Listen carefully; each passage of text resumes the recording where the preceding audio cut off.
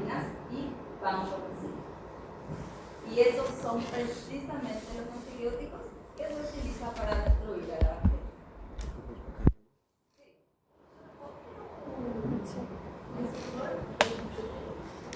El que sustituye a la PLP, P de larga, P2A. Y el gen que hace esa sustitución se llama gen MEC-A. Gen MEC-A. ¿Qué hace el péptido-glicano? La función del péptido-glicano en las bacterias es estabilizar osmóticamente. En los enterococos estimula la proliferación de pirógenos endógenos. Gracias a este péptido-glicano es que se forma pus. Todas las infecciones causadas por Staphylococcus aureus vienen acompañadas con secreción purulenta. ¿Y quién es el que se encarga de producir eso? El péptido-glicano. Entonces, estimula la producción de pirógenos endógenos y tiene una función similar a las endotoxinas. No significa que tenga endotoxinas, tiene una función similar, lo que significa que la bacteria tiene que introducirse en el huésped para poder liberar estos pirógenos endógenos y se pueda formar el proceso infeccioso. Entonces, todas las bacterias gram positivas tienen exotoxinas. Las bacterias gram negativas, endotoxinas. Pero los auros tienen en el péptido-glicano una función similar a las endotoxinas, que es la producción de pirógenos endógenos. Cuando las bacterias producen un proceso infeccioso, utilizan enzimas o toxinas para la producción de las patologías o de las infecciones diversas. Si están involucradas las enzimas que tiene la bacteria, entonces ellos tienen que introducirse en el huésped para causar el proceso infeccioso. Si es que es producida por una toxina, la bacteria no necesita introducirse en el huésped. Con que la persona consuma o se introduzca la toxina en esa persona o en el huésped en particular, entonces ahí va a sufrir el proceso infeccioso. Entonces tiene dos mecanismos. Uno, similar a la endotoxina, en donde tiene que introducirse en el huésped, pero en ese caso va a utilizar enzimas para su patogénesis. La otra, liberación de toxinas, exotoxinas. En ese caso, la bacteria no necesita introducirse en el huésped. ¿Quién tiene que entrar en el huésped? La toxina liberada por la bacteria. Entonces, por eso se clasifican en infecciones biogénicas y infecciones toxigénicas. Si dice infecciones toxigénicas, ¿quién se encarga del proceso infeccioso? ¿Toxinas o enzimas? Toxinas. ¿Y biogénicas? Enzimas. Enzimas que se encuentran en la pared celular del péptido-glicano. ¿Quedó claro? Vamos a quedar más claro después, no se preocupen por eso. Proteína A. La proteína A se une a receptores FC de las inmunoglobulinas 1, 2 y 4. ¿Para qué se une a esos receptores? Para inhibir la opsonización, la fagocitosis y la quimiotaxis. Esta proteína A, los Staphylococcus aureus, también se utiliza para poder unirse a su huésped. Para poder unirse al huésped hay una serie de proteínas que la bacteria utiliza. En conjunto se denominan MS-CRAM. La MS-CRAM está compuesta por proteína A estafilocócica, proteína A de la fibronectina y proteína A de superficie. ¿Para qué utiliza estas proteínas? Para unirse al fibrinógeno, para unirse a la elastina, para unirse al colágeno que se encuentra en las células epiteliales de su hueso, en la epidermis de su hueso. Entonces sirve para poder unirse al hueso. Cuando hablamos de proteína A, sirve para unión a su hueso, también sirve para evitar fagocitosis y activar el sistema de receptores IgG. Ácido glicólico. ¿Qué función tenía? Ya les había dicho al principio. Regulación catiónica.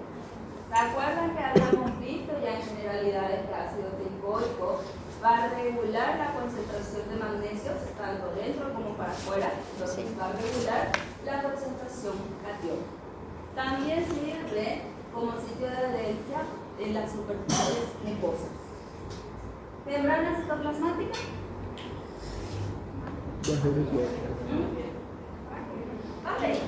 Barrera osmótica, intercambio de sustancias para afuera como para dentro de la célula. Entonces va a servir como barrera osmótica. ¿Cuáles son los factores de virulencia presentes en los estafilococos? Enzimas, toxinas, cápsulas, limo slime y también pared celular. ¿Por qué pared celular? ¿Qué tiene la pared celular de importante?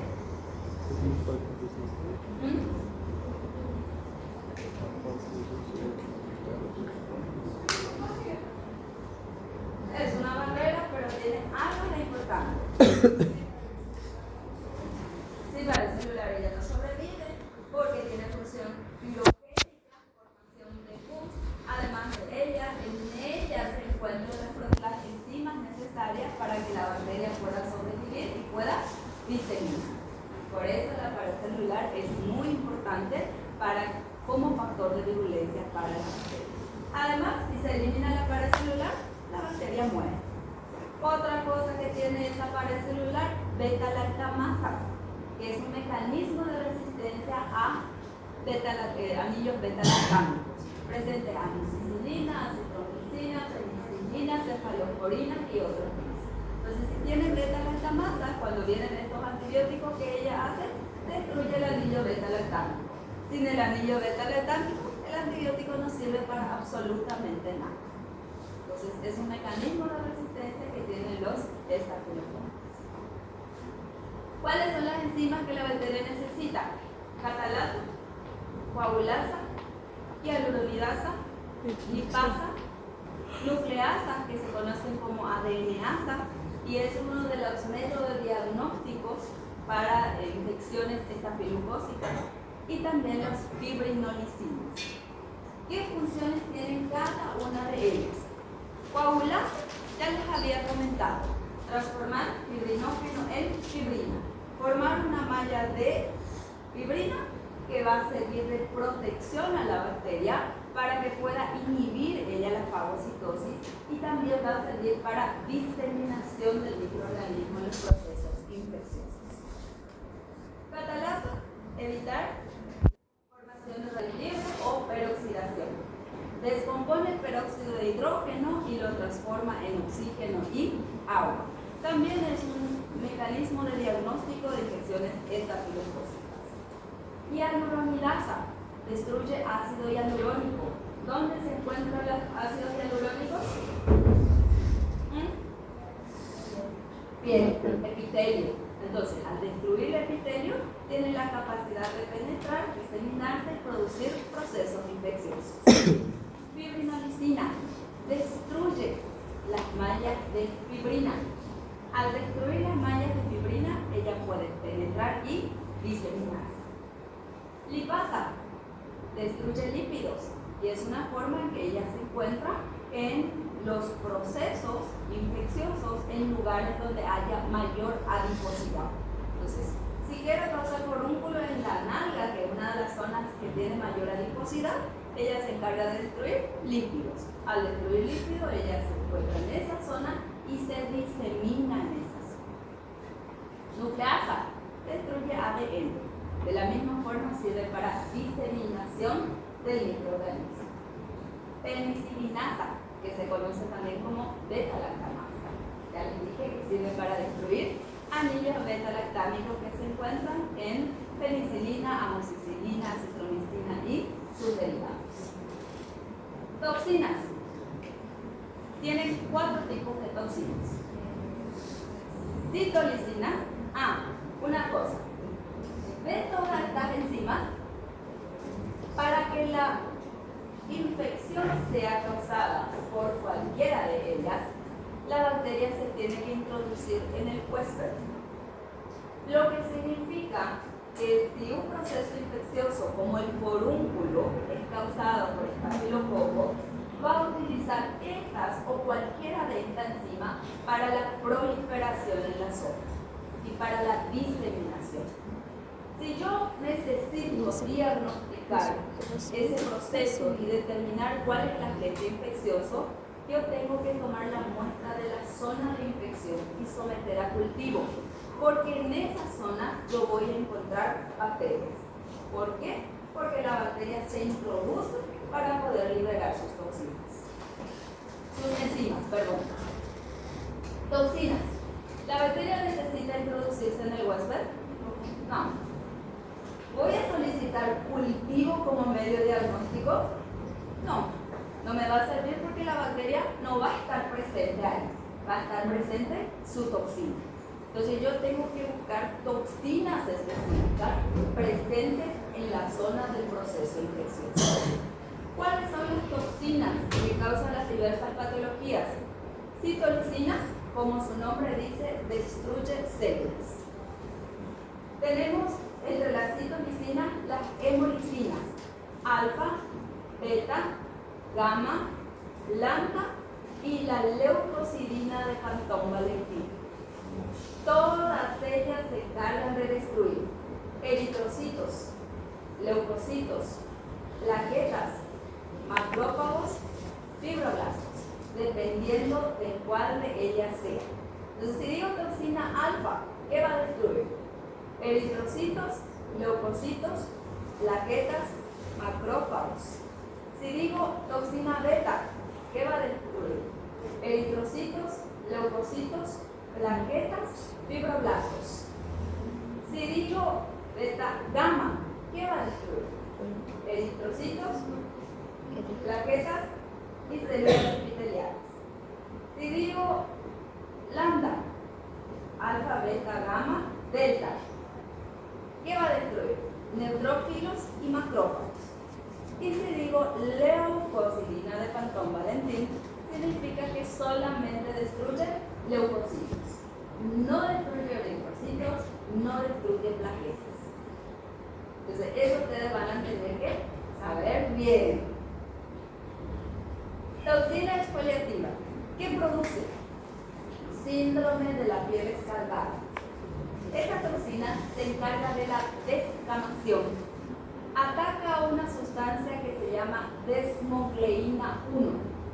¿Dónde se encuentra esta desmogleína 1? En los puentes intercelulares que conectan el estrato granuloso de la epidermis.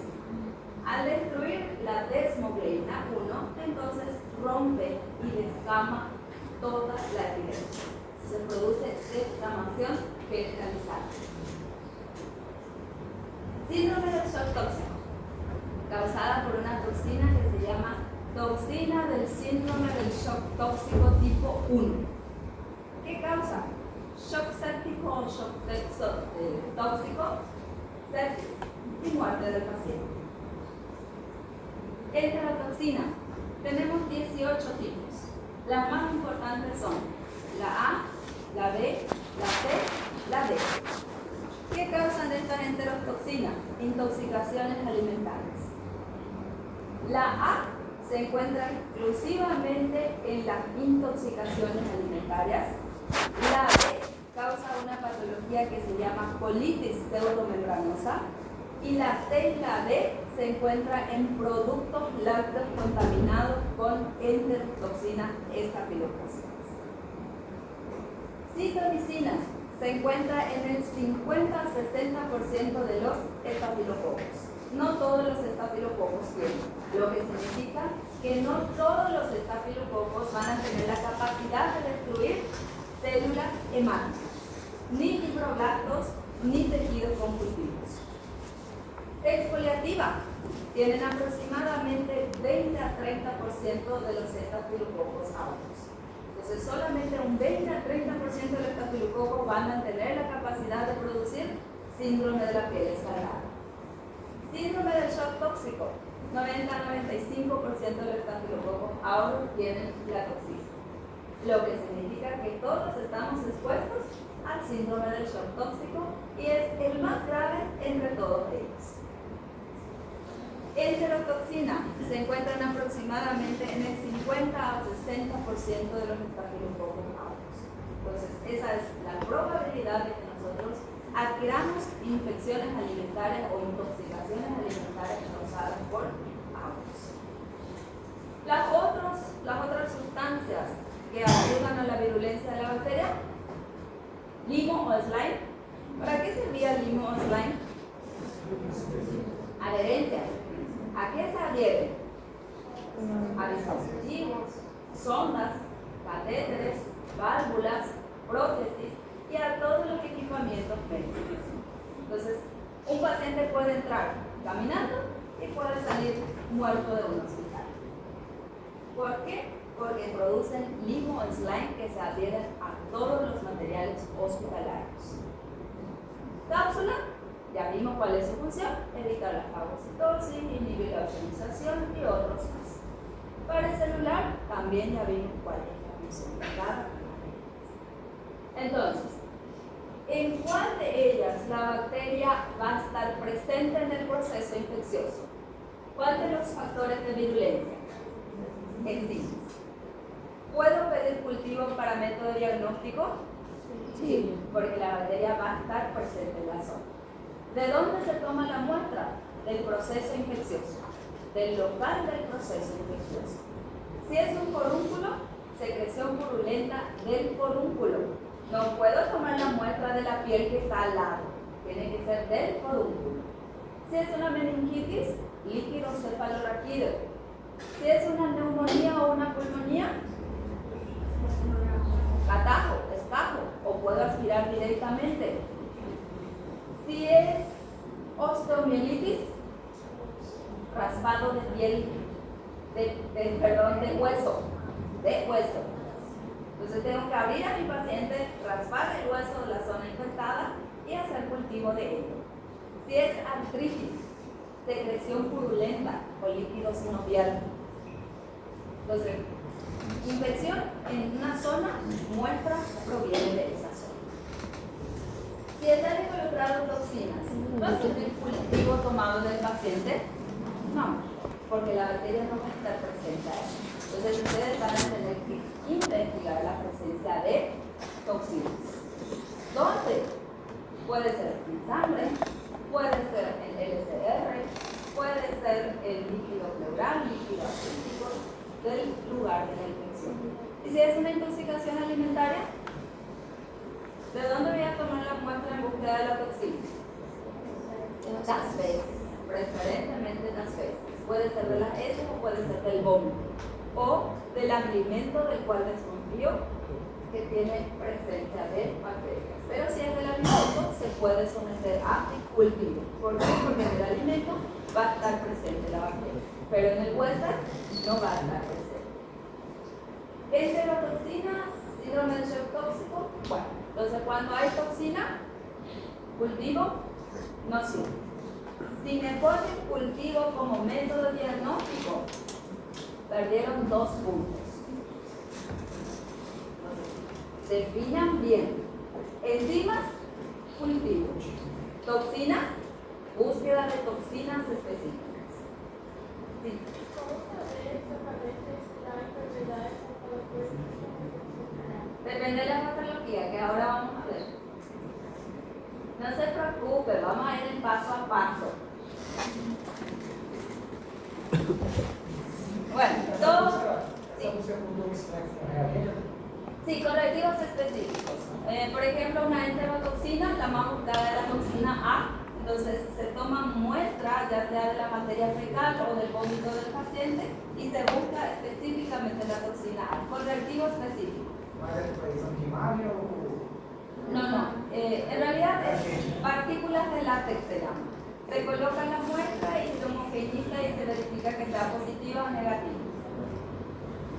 Bueno, todo lo que les dije voy a ir pasando y van a encontrar todo en el diapositiva. Toxinas, algo que me olvidé de decirles. Las heterotoxinas y las toxinas del síndrome del shock tóxico se consideran super antígenos. ¿Por qué? Porque estimulan la proliferación de los linfocitos T, estimula también la liberación de las citocinas inflamatorias. Entonces, en estos procesos va a haber mucha inflamación y que va a presentar sus sintomatologías específicas. Por ejemplo, en el síndrome del shock tóxico, esa liberación de citolicina o citocina va a condicionar la fuga y destrucción tisular en las células endoteliales. ¿Qué les dice eso a ustedes? Que va a haber mucha destrucción tisular de tejidos. Entonces, esta toxina del síndrome del shock tóxico destruye tejidos. Le voy a mostrar posteriormente una imagen en donde una persona que había tenido síndrome del shock tóxico se le tuvo que amputar una de las piernas como consecuencia de esa destrucción de tejidos. No llegó a la muerte, pero llegó a amputación. En el caso de la enterotoxina, esa liberación de la citocina va a estimular mediadores inflamatorios de los mastocitos, va a aumentar la pérdida de líquidos y va a aumentar también la producción de vómitos. Va a haber deshidratación, puede haber también destrucción de las microvellosidades intestinales, destrucción del ribete de cepillo y como consecuencia se puede desarrollar una patología que se llama colitis pseudomembranosa. Entonces, estos dos son súper antígenos. Aquí tenemos una estructura celular de estafilococos y ya ven ahí todas las toxinas y todas las enzimas que están involucradas en los procesos patogénicos y patológicos. Bueno, cápsula. ¿Para qué servía? Protección. Inhiben la fagocitosis. Ya les había dicho también que existen aproximadamente 11 serotipos. El serotipo 5 y el serotipo 8 es el que causa patologías en seres humanos. El tipo 1 y el tipo 2 es exclusivo de los animales. Capa de limo sirve para adherencia. Es una capa laxa, está constituido por monosacáridos, proteínas, polipéptidos. Sirve para adhesión a catéteres, injertos, prótesis, válvulas, trajes netamente para adhesión. Peptidoglicano, también ya les había dicho que es sintetizado por una proteína que se llama, por una enzima que se llama PLP, proteína ligadora de penicilina. Por ese motivo es que las penicilinas reconocen ese receptor y por tanto tienen la capacidad de destruir a la bacteria. Cuando tienen un gen en el plasmio que se llama gen MEA, se produce un cambio de la PLP por la PBP2A y por lo tanto la penicilina ya no reconoce su sitio de acción y de esa forma es que las bacterias crean resistencia a penicilina y sus derivados. ¿Quiénes tienen resistencia a penicilina y sus derivados? Los SARS, Staphylococcus aureus A meticilina. Si tiene resistencia a penicilina, va a tener resistencia a amoxicilina, va a tener resistencia a la citromicina, que es una cefalosporina, va a tener resistencia también a la vancomicina. Entonces, ¿qué voy a utilizar? Linezolid, que es de elección hoy en día, o se puede utilizar también si va a servir oral trimethoprim con sulfametotaxol. Es otro grupo, pero no es el tratamiento ideal ni considerado el más eficaz para erradicar los estafilococos aureus. Entonces, de esa forma, yo puedo tratar de erradicar al microorganismo, pero normalmente no tiene mucho efecto sobre el microorganismo.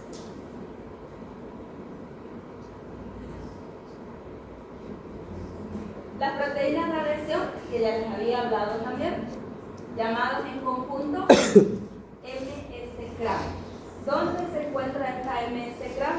También se encuentra en la superficie de la pared celular de los estafilococos aureus. ¿Para qué sirve? Para unirse a la fibronectina, fibrinógeno, elastina, colágeno, que se encuentran en la epidermis de las células epiteliales del sustrato famoso de su huésped. Entonces, cuando ellos vienen y atacan a un huésped determinado, se unen al colágeno, elastina, fibrinógeno o... ¿Cuál? Fibrinógeno, elastina, colágeno, fibronectina. Bueno, entonces se unen a la estructura de la piel en síntesis y hablando claro. Se unen a la piel y posteriormente invaden a su huésped. ¿Cómo se llaman esas proteínas? Proteína A de los estafilococos, proteína A de fibronectina y proteína A de superficie. Son 3 proteínas. La MS-GRAM está compuesta por 3 proteínas. Proteína A de los estafilococos, proteína A del fibrinógeno o fibronectina y proteína A de superficie. ¿Para qué sirven esas proteínas? Para que se puedan unir al hueso, al colágeno, elastina, fibrinógeno o fibronectina presente en la epidermis o piel del hueso. ¿Ficó claro?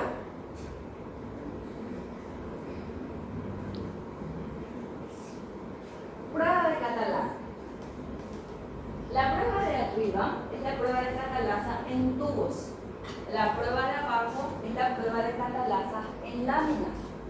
Se utiliza una pequeña cantidad de una colonia bacteriana que haya crecido en un medio de cultivo y se mezcla con peróxido de hidrógeno.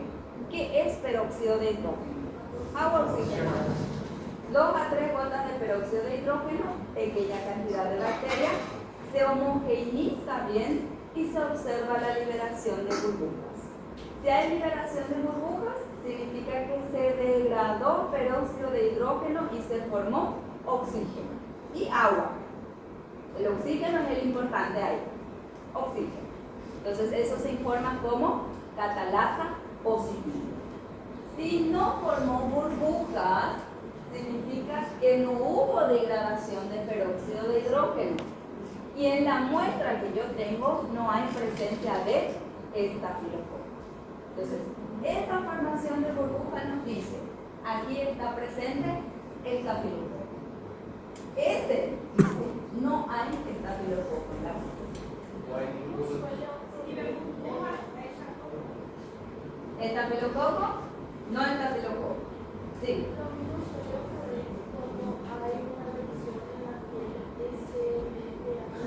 Sí, porque en la piel nosotros tenemos estafilococos, epidermis.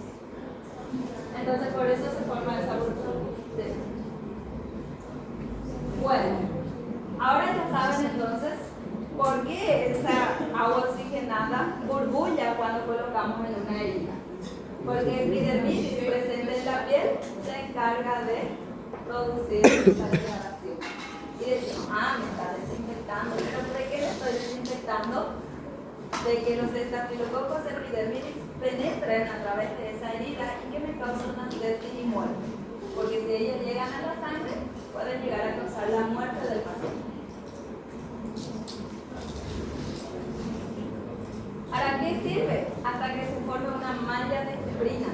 Cuando ya se forma esa malla de fibrina, la probabilidad de que ellos penetren es mucho más baja. Cuando se forma el coágulo, significa que se formó una malla y esa malla es una malla de fibrina. Mientras que no se forme ese coágulo, yo estoy totalmente desprotegido. Está atrapallando que ella ingrese.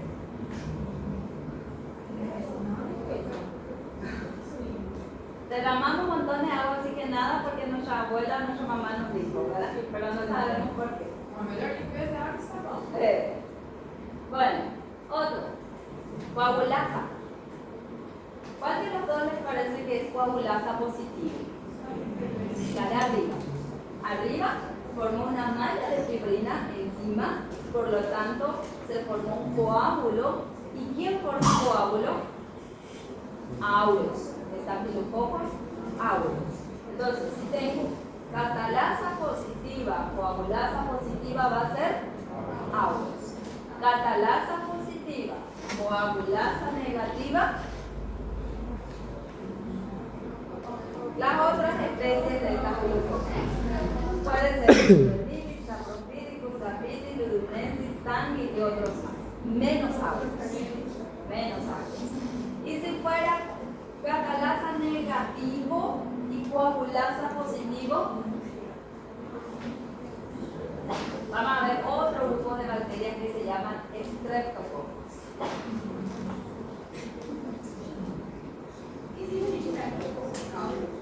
¿Qué? Para los alumnos sí, en cada examen.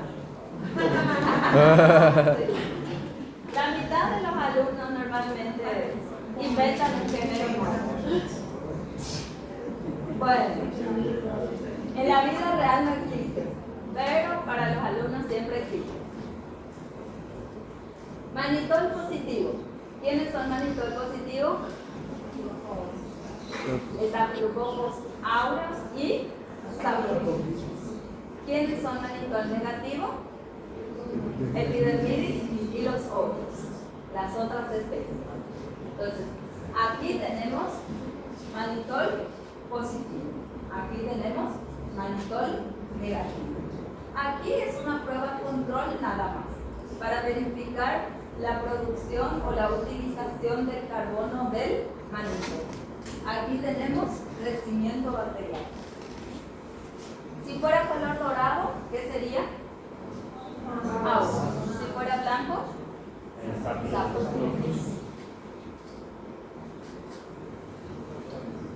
Resistencia a antimicrobianos, que también ya les había dicho, que las bacterias tienen en su pared celular una enzima que se llama beta-lactamasa, y esta enzima es capaz de romper los anillos beta-lactámicos que se encuentran en penicilina, amoxicilina y sus derivados. Es también una de las formas de resistencia, además de la introducción del TB2A. Entonces tienen varias formas de resistencia. Producción de liposlime, producción de cápsulas, producción de penicilinasas, producción o conversión de TLP en TLP2 a través de un gen que se llama MECA, que se encuentra presente en el plásmido. O sea que son varias formas de resistencia.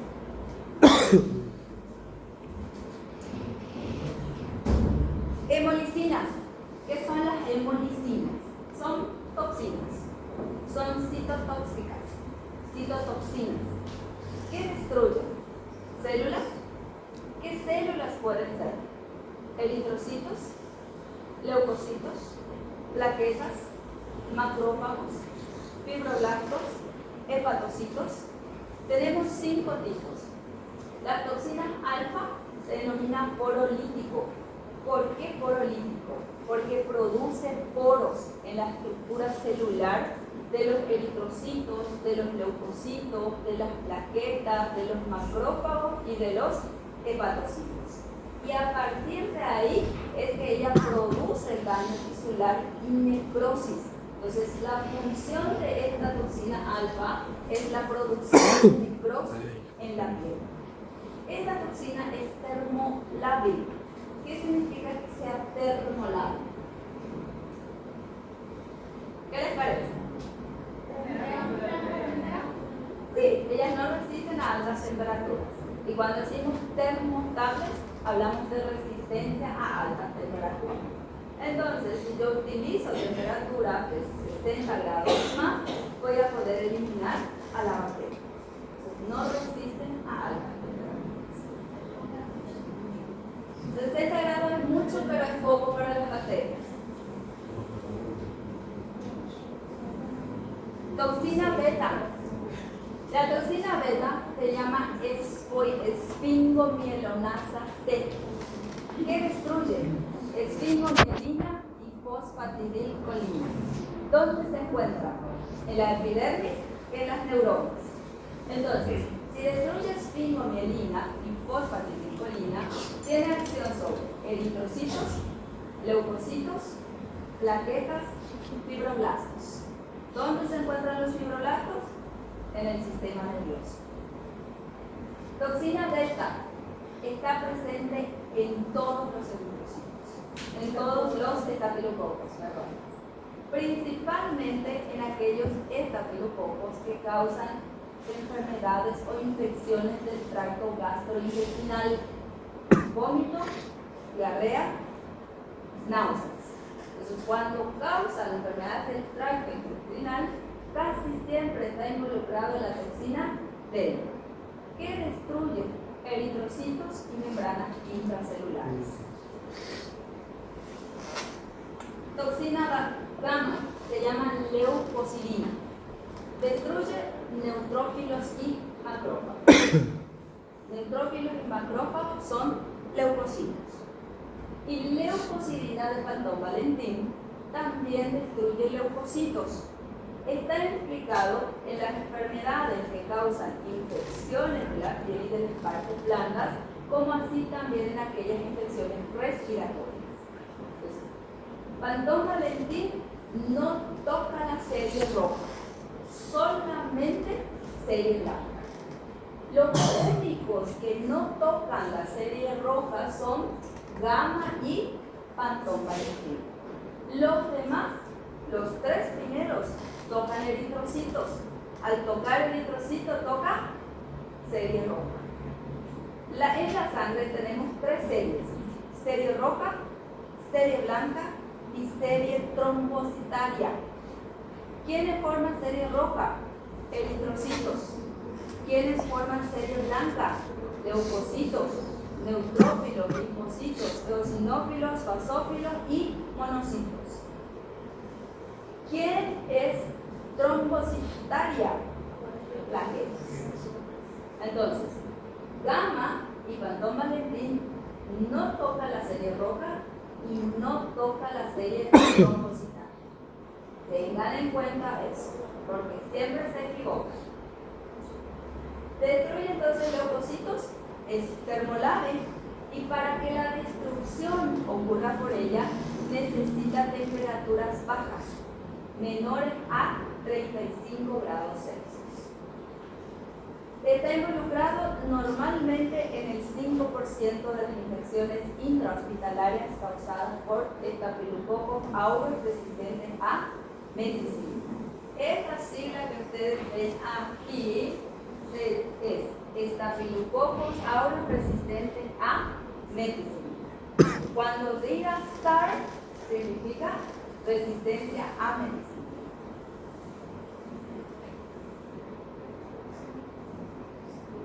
Le había explicado ya también la función de las toxinas exfoliativas.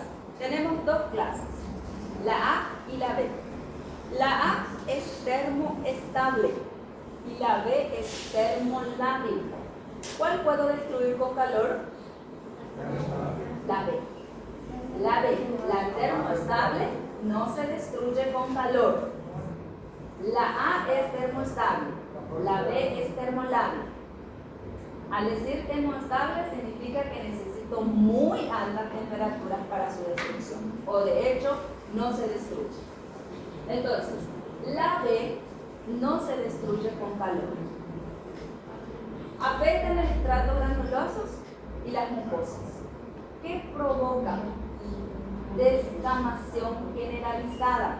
Ya les había dicho que ataca la desmogleina 1, que se encuentra en los puentes intracelulares de los estratos granulosos de la epidermis.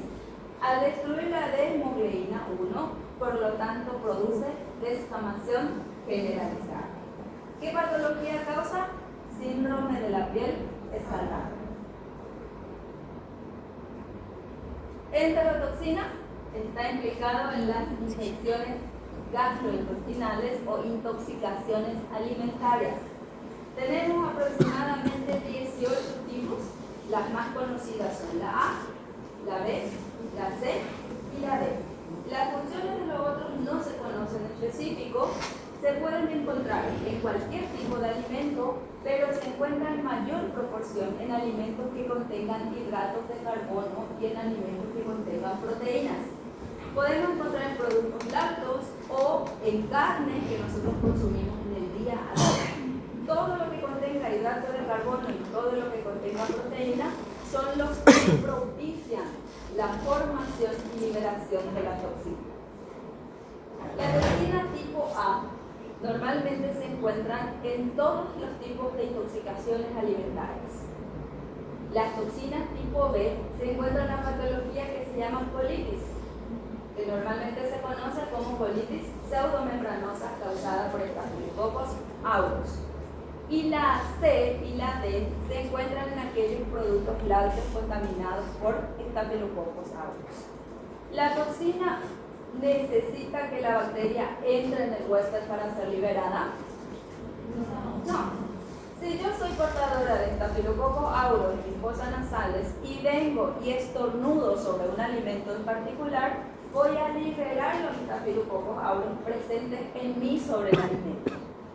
Esas condiciones de temperatura normal o un poquito superior a la temperatura normal del ambiente, en ella proliferan los aureus. Al proliferar, liberan las toxinas. Otra persona viene, consume ese alimento que contiene la toxina y se contamina con las toxinas tipo A o tipo C o tipo D. ¿Cuándo empiezan las sintomatologías? 4 a 6 horas aproximadamente después de que la persona haya consumido el alimento. ¿Cuáles son las sintomatologías? Náusea, vómito, dolor abdominal, diarrea acuosa, sin fiebre y es de resolución espontánea. Al cabo de 24 horas, el paciente elimina completamente las toxinas y por lo tanto el proceso también tiene una resolución inmediata. ¿Necesita de antibiótico terapia? No necesita. ¿Necesita de un antiemético, que sería para calmar el vómito, las náuseas? ¿Necesita de un analgésico para calmar el dolor de panza? Necesita a veces de antidiarreico, pero luego de 24 horas, pero no necesita antibióticos. No presenta fiebre el paciente. ¿Sí? Ya voy a entrar en eso. Bueno, entonces, si una intoxicación es causada por aureus, ¿el paciente va a tener fiebre? No. ¿Cuál va a ser la pregunta de ustedes a su paciente? ¿Cuánto tiempo estás con diarrea? ¿Qué comiste? ¿Dónde comiste? Y si el mismo paciente está con una enfermedad respiratoria, espijando, lo más probable es que ella se haya infectado con la misma toxina presente en ella. Si yo estoy preparando un alimento y vengo y estornudo sobre el alimento y luego sirvo ese alimento, entonces yo voy a infectar con el mismo aureo que está presente en mis fosas nasales. Pero ese aureo no tiene que estar en mi sistema gastrointestinal. Es por eso que causa intoxicaciones alimentarias. ¿Quiénes en tu familia tienen el mismo cuadro? Si todos tienen, entonces lo más probable es que se hayan infectado en su propia casa. Bueno, resolución espontánea, 24 horas. Si en 24 horas no se resuelve, ¿va a ser aureus el responsable? No. Entonces tienen que buscar otros microorganismos. Ojo, hay una patología que también es causada por el aureus, que se llama enterocolitis, que es lo que la compañera preguntó. La enterocolitis se desarrolla después de haber consumido antibióticos de amplio espectro y que posteriormente se haya intoxicado, se haya contaminado con aureus en la alimentación. Entonces, si yo consumí antibióticos o estoy consumiendo antibióticos, la probabilidad de que yo presente diarrea es alta. Muchas personas presentan diarrea durante o después del consumo. Entonces ahí, si yo consumo Staphylococcus aureus y ese Staphylococcus aureus tiene toxinas, van a prevalecer los aureus en la flora intestinal. Al prevalecer los aureus en la flora intestinal, causan lo que se llama enterocolitis. Ahí ya hay destrucción de las placas del ribete de cepillo, destrucción de las microvellosidades intestinales y formación de placas blanquecinas. En ese caso, muchas veces ya hay diarrea acuosa o diarrea sanguinolenta y también hay presencia de fiebre. Si es una intoxicación normal, No hay fiebre, no hay diarrea sanguinolenta y es de resolución espontánea. Si es una enterocolitis, hay fiebre, muchas veces diarrea sanguinolenta y diarrea jugosa y no entra resolución espontánea. En ese caso, el paciente va a necesitar reposición de la flora intestinal y antibiótico, pero otro tipo de antibiótico del que estaba consumiendo. Normalmente es una metronidazol. Bueno, tipo A causa intoxicación alimentaria. Tipo B, shock tóxico. Heterocolitis, perdón. Tipo C y tipo D se encuentran en aquellos alimentos. ¿Qué tipo de alimentos? Lácteos. Se encuentran contaminando a productos lácteos. Tipo B y C pueden llegar a causar shock tóxico.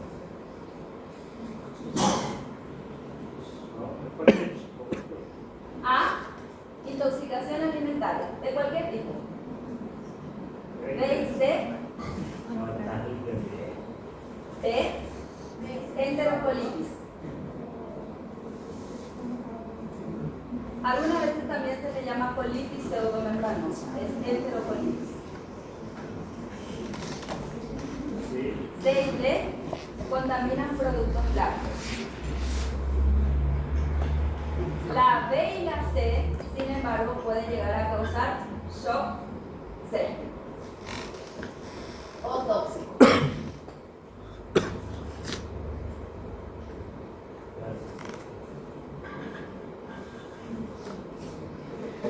Bueno, recuérdense que yo les había dicho que son termoestables, lo que significa que si yo caliento un alimento en particular a 100 grados Celsius, van a permanecer activos durante 30 a 60 minutos. Entonces, tengo que volver a cocinar mi alimento durante aproximadamente 1 hora para que yo pueda eliminar los toxinas.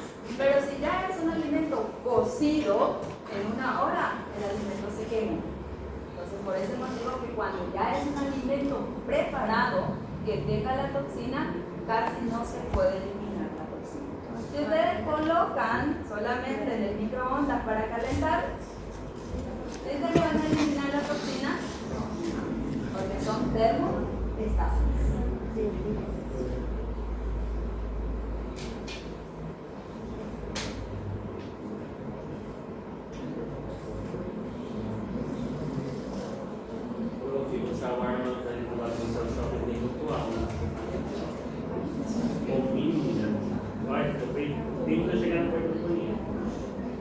Lo que pasa es que está cortando toda la contaminación de la ciudad para sobrevivir.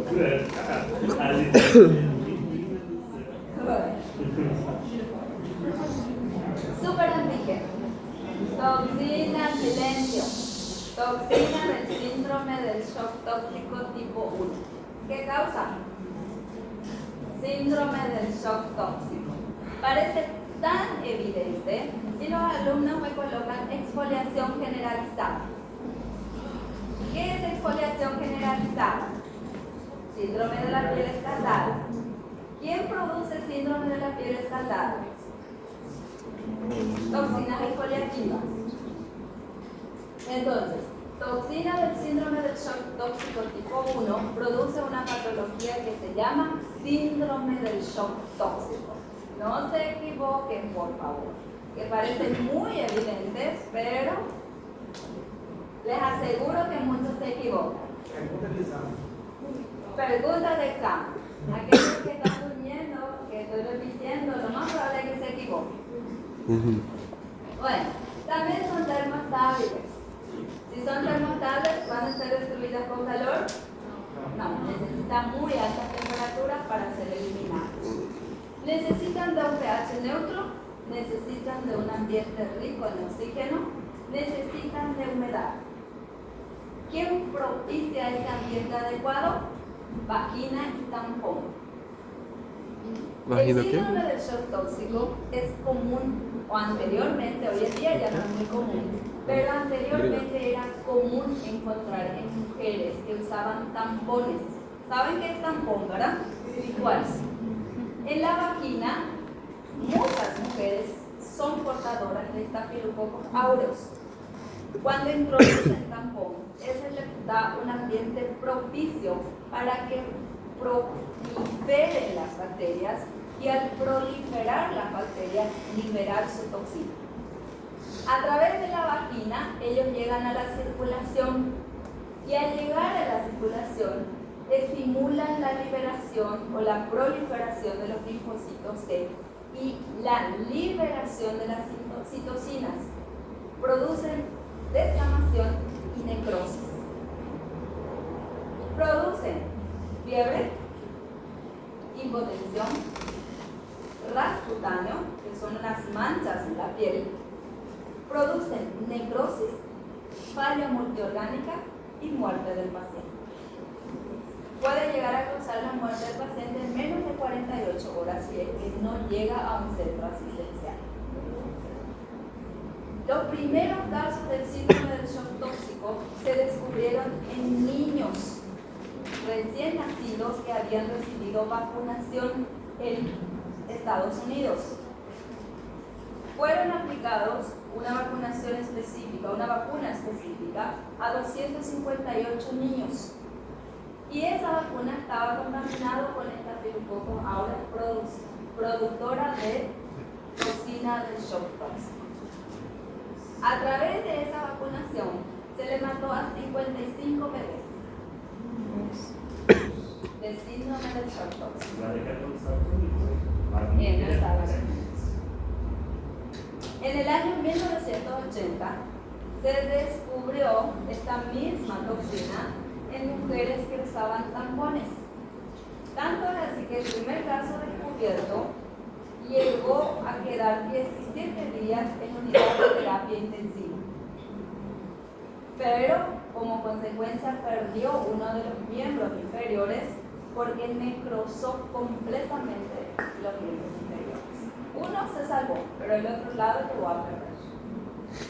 Entonces, hoy en día ya no es muy común, pero todavía se ve hasta 100, 150 casos al año en los Estados Unidos. El shock, sí, es el mismo, solamente que cuando es causado por toxinas del síndrome del shock tóxico, se dice síndrome del shock tóxico, pero tiene las mismas características que el shock séptico.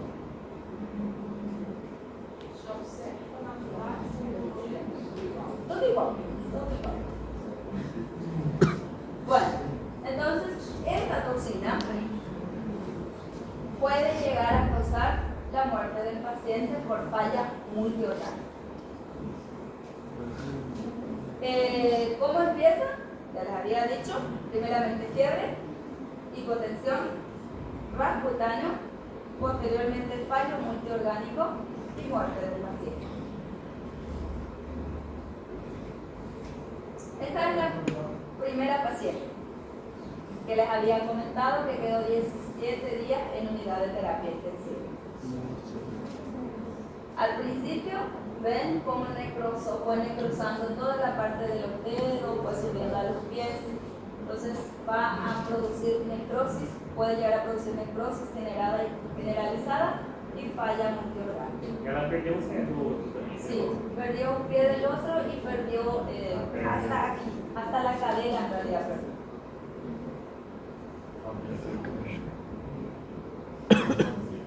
Bueno, aquí tenemos todos los factores de virulencia de los Staphylococcus aureus.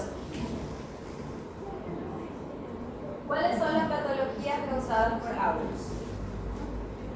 Puede ser enfermedades supurativas, impétigo, puede ser forúnculo, puede ser foliculitis, puede ser antrax, erisipela, celulitis. Puede llegar a producir síndrome del shock tóxico, síndrome de la piel escaldada, intoxicaciones alimentarias y también puede llegar a producir conjuntivitis y enfermedades diseminadas, neumonías, endocarditis, bacteremias, osteomielitis, artritis supurativas. Entonces son varias las patologías causadas por el microorganismo. ¿Cuáles van a tener que manejar ustedes? Todas.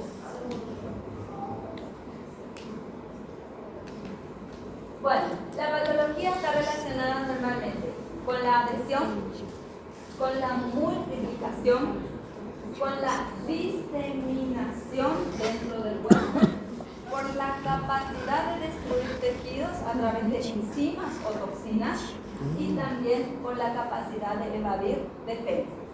Entonces, primero se adhieren, luego se introducen, posteriormente se diseminan, liberan las enzimas o liberan las toxinas y tienen cápsulas que le ayudan a evadir la fagocitosis.